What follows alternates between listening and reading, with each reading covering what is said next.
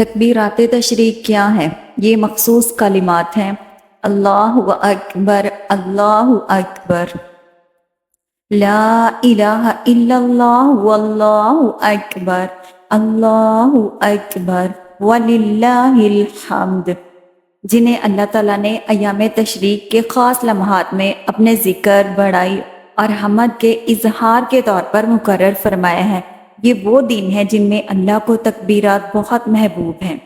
حدیث شریف میں آتا ہے، حضرت ابن عباس رضی اللہ تعالیٰ عنہ فرماتے ہیں، نبی کریم صلی اللہ علیہ وسلم عرفہ کے دن کی فجر سے لے کر ایام تشریق کے آخری دن یعنی 9 ذی الحجہ کی صبح فجر سے لے کر 13 ذی الحجہ کی عصر تک ہر نماز کے بعد تکبیر کہتے۔ ہمیں بھی 9 ذی الحجہ کی فجر سے لے کر 13 ذی الحجہ کی عصر تک ہر فرض نماز کے بعد ایک بار یہ کلمات اللہ کی بڑائی بیان کرنی ہے۔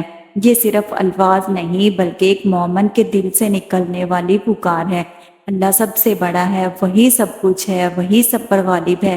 یہ تکبیریں کب سے کب تک پڑھی جاتی ہیں؟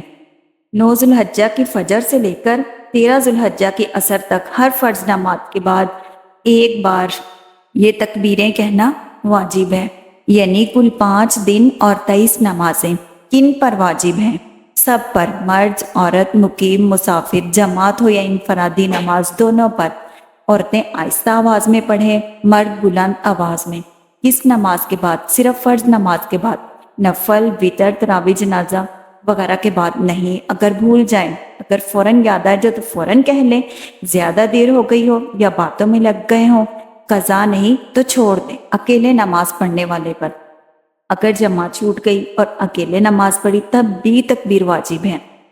امام اور متقدی کا طریقہ: امام سلام پھیرنے کے فوراً بعد کہے، متقدی بھی فوراً ساتھ کہے، باتوں میں نہ لگے۔ یہ تھے تکبیرات تشریق کے اہم مسائل۔ اگر آپ کو فائدہ ہوا ہو تو ضرور دوسروں تک پہنچائیں تاکہ سب کو ان دنوں کی فضیلت کا شعور ہو۔ جزاکم اللہ خیرا کثیرا۔ السلام علیکم۔